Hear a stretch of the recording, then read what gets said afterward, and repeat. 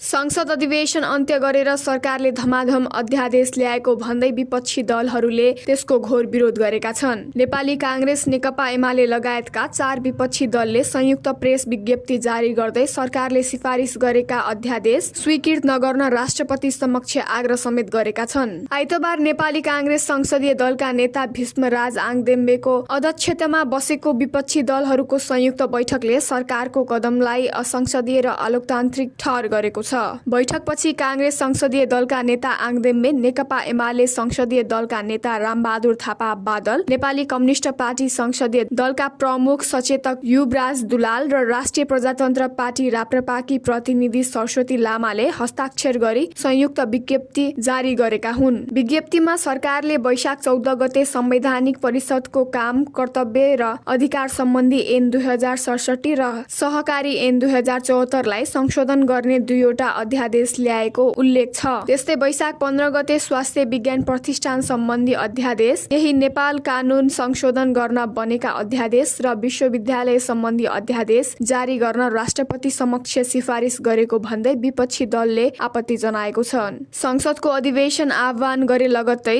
स्थगन गरी यसरी अध्यादेश ल्याउनु घोर असंसदीय र आलोकतान्त्रिक कदम भएकाले हामी घोर विरोध, भत्सर्ना र निन्दा गर्छौं, संयुक्त विज्ञप्तिमा भनिएको छ।